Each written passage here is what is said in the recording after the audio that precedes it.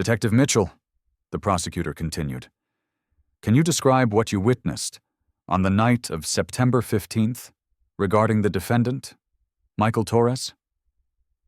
Sarah leaned forward slightly, her voice calm but authoritative. Certainly. I was conducting surveillance on Mr. Torres when I observed him exit the Riverside building at approximately 11:47 p.m.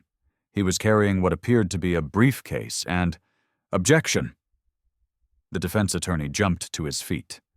Speculation, Your Honor. Sarah paused, waiting for the judge's ruling. This was a standard objection, easily overruled. Any competent judge would allow her to continue describing her observations. But Judge Harrison wasn't interested in competence today. Sustained, he said quickly, not even looking at the evidence. Detective, please stick to what you actually saw, not what you think you saw. The first red flag. Sarah made a mental note as murmurs rippled through the courtroom. Even the prosecutor looked confused by the ruling. Your Honor, Rodriguez interjected. The witness was simply describing her direct observations. Mr. Rodriguez, Harrison's voice carried a warning. I believe I'm capable of managing my own courtroom. Detective Mitchell, continue. But stick to facts, not your interpretations. Sarah felt the familiar burn of injustice rising in her chest, but she kept her expression neutral. This was exactly what she'd been expecting, what she'd been planning for. Of course, Your Honor, as I was saying, I observed the defendant exit the building. He was carrying an object that was rectangular in shape, approximately 18 inches long. Detective, Harrison interrupted again, his tone growing sharper. Do you know the difference between observation and assumption? The courtroom fell silent. Even the court reporter stopped typing, her fingers hovering over the keys in disbelief. This level of interruption was unprecedented. Sarah's colleague, Detective Mike Johnson, shifted uncomfortably in the gallery, his hands clenched into fists. She could see the anger building in his eyes. But Sarah remained calm, even as the judge's condescension washed over her like acid. I do know the difference, Your Honor, she replied evenly. I observed the defendant carrying a rectangular object consistent with a briefcase. Consistent with? Harrison repeated, mockingly. So you're admitting you're not certain what it was?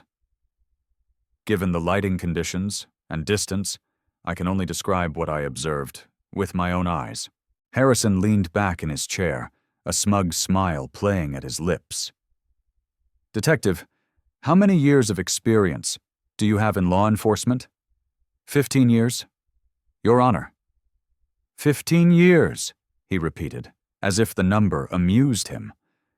And in all that time, you never learned the importance of being precise in your testimony, of distinguishing between facts and speculation. The question hung in the air, like a challenge. Sarah felt the weight of every eye in the courtroom on her, waiting to see how she would respond to this public humiliation. But Sarah Mitchell hadn't survived 15 years on the force by backing down from bullies, and she certainly hadn't accepted the most dangerous assignment of her career just to let some corrupt judge humiliate her. She was about to show Judge Harrison exactly who he was dealing with. But first, she would let him dig his own grave, a little deeper. Your Honor, I believe my testimony has been both accurate and precise, she said, her voice carrying just a hint of steel. Perhaps if you'd allow me to complete my statements, without interruption, the picture would become clearer for everyone. Harrison's eyes narrowed dangerously. Detective, are you telling me how to run my courtroom? The tension in the room ratcheted up another notch. Several spectators leaned forward in their seats, sensing something significant was about to happen. "Not at all, Your Honor," Sarah replied calmly. "I'm simply trying to provide complete and accurate testimony." "Complete and accurate," Harrison scoffed. "Let me ask you something.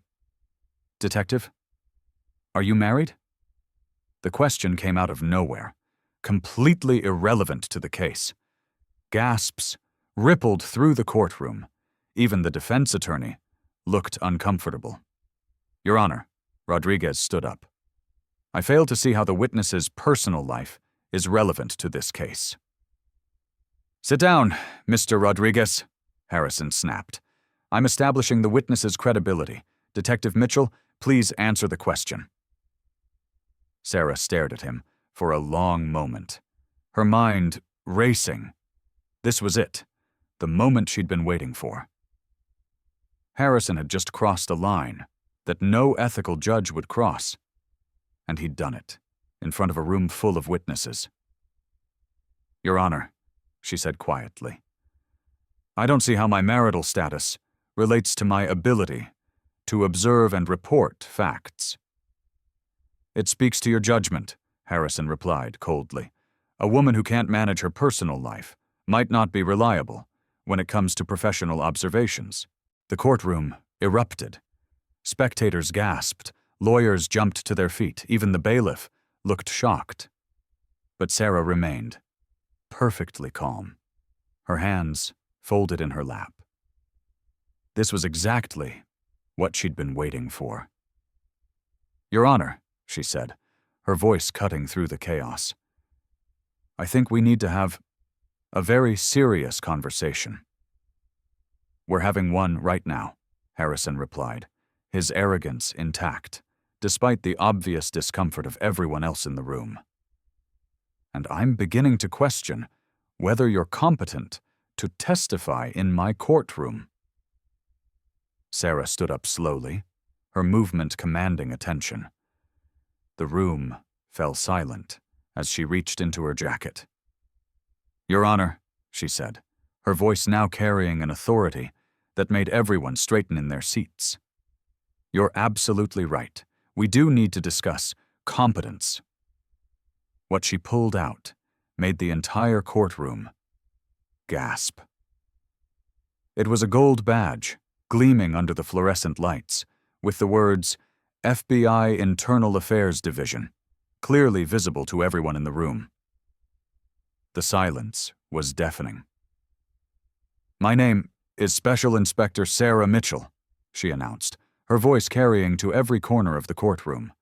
"And you, Judge Harrison, have been the subject of a federal corruption investigation for the past 8 months. Harrison's face went from red to white in an instant, his mouth opened and closed like a fish out of water, but no sound came out.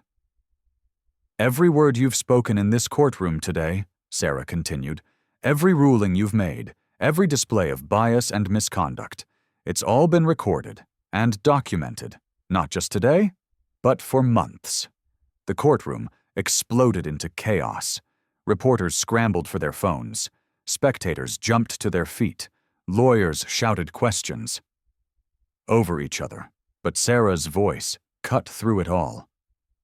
"Your Honor, or should I say, Mr. Harrison, you are under federal investigation for bribery, corruption, obstruction of justice, and abuse of judicial power." Harrison finally found his voice. This is impossible. This is entrapment. You can't do this." "Actually," Sarah said, her smile cold and satisfied, "we can." And we did. The courtroom doors burst open as 2 FBI agents entered, their badges clearly visible on their suits. Behind them came a third figure, a woman in an expensive suit, carrying a briefcase. "Theodore Harrison," the lead agent announced. "You're under arrest." Harrison looked around desperately, searching for support, for someone to help him. But the same people who had cowered before his authority now watched with a mixture of fascination and satisfaction as justice finally caught up with him.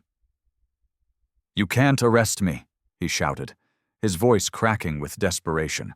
"I'm a sitting judge. I have judicial immunity."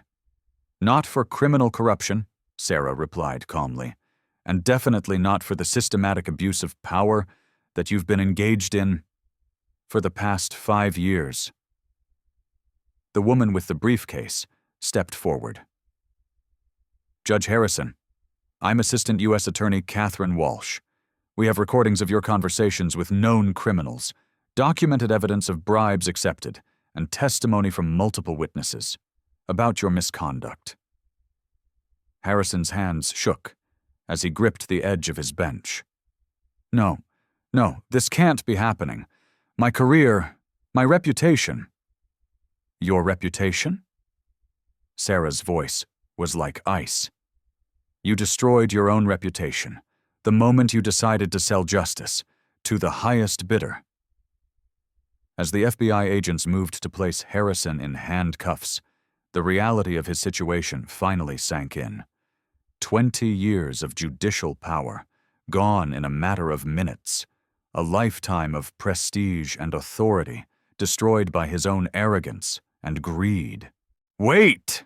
he called out desperately. "I can explain. I can make this right." But Sarah was already gathering her things. "The time for explanations is over, Harrison. You had your chance to serve justice. Instead, you chose to serve yourself."